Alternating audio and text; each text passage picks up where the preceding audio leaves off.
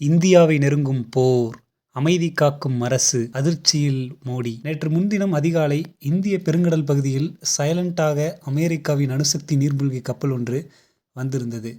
இது இந்தியாவின் அழைப்பின் பேரில் இந்திய பெருங்கடலுக்கு வந்த ஈரானிய போர்க்கப்பலை தாக்கி அழித்தது. இந்த விஷயத்தில் இந்தியாவின் செயல்பாடு கடுமையான விமர்சனங்களை ஏற்படுத்தியிருக்கிறது. மறுபுறம் இலங்கையின் செயல்பாடு சர்வதேச அளவில் பாராட்டை பெற்றிருக்கிறது. இந்தியாவிலிருந்து சில ஆயிரம் கிலோமீட்டர் தூரத்தில் எங்கோ போர் நடந்து கொண்டிருக்கிறது என்று நாம் நினைத்து கொண்டிருக்கிறோம்.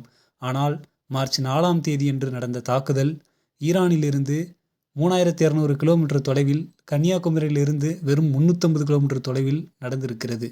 இதில் 2 விஷயங்கள் இந்தியாவுக்கு நெருக்கடியை ஏற்படுத்தியிருக்கிறது.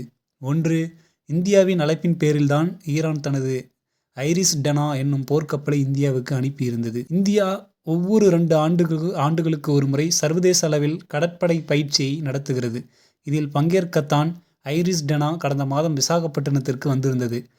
இந்த கப்பலில் இருந்த மாலுமிகளுடன் குடியரசுத் தலைவர் திரௌபதி முர்மு புகைப்படம் எடுத்துக்கொண்டார்.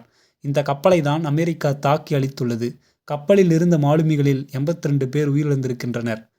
இரண்டாவது, இந்திய பெருங்கடலின் பாதுகாவலன் என்று இந்தியா தொடர்ந்து தன்னை முன்னிறுத்தி வருகிறது. இந்நிலையில் வெறும் 350 கிலோமீட்டர் தொலைவில் நடந்த தாக்குதல் இந்தியாவுக்கு தெரியவில்லையா என்ற கேள்வி எழுந்திருக்கிறது.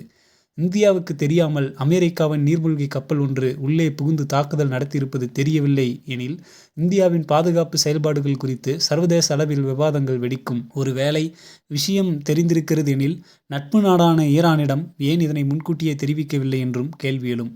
இது இந்தியாவின் சர்வதேச உறவுகளை டேமேஜ் செய்யும். ஆக இந்த விஷயத்தில் மத்திய அரசு புலிவாலை பிடித்த கதையாக சிக்கியிருக்கிறது. விஷயம் சீரியஸ் ஆவதை உணர்ந்த ஈரான் தனது மற்றொரு போர்க்கப்பலுக்கு தஞ்சமளிக்க வேண்டும் என்று இலங்கையிடம் கேட்க இலங்கையும் ஓகே சொல்லிவிட்டது.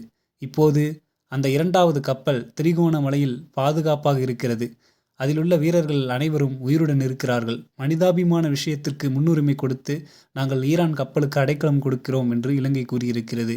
இலங்கையின் இந்த நடவடிக்கை சர்வதேச அளவில் பாராட்டை பெற்றிருக்கிறது. நியாயப்படி பார்த்தால் இந்தியா தான் இதை செய்திருக்க வேண்டும். ஆனால் சமீபத்தில் இஸ்ரேல் சென்று நெதன்யாகுவை மோடி சந்தித்ததாக இருக்கட்டும், ஈரான் தலைவர் காமினியின் மரணத்திற்கு லேட்டாக ரியாக்ஷன் செய்ததாக இருக்கட்டும், ஈரான் விஷயத்தில் மத்திய அரசு செய்தது எல்லாமே சொதப்பலாக இருக்கிறது. எனவே இந்தியாவுக்கான நட்பெயரை தற்போது இலங்கை தட்டி சென்றிருக்கிறது என்றே அரசியல் விமர்சகர்களும் அறிஞர்களும் கூறுகிறார்கள். இந்த செய்தி குறித்து உங்களுடைய கருத்துக்களை கமெண்டில் தெரிவிங்கள். மேலும் இதுபோன்று உடனுக்குடன் எங்களுடைய செய்திகளை தெரிந்து கொள்ள மறக்காமல் நம் சேனலை சப்ஸ்கிரைப் பண்ணிக்கோங்க. நன்றி.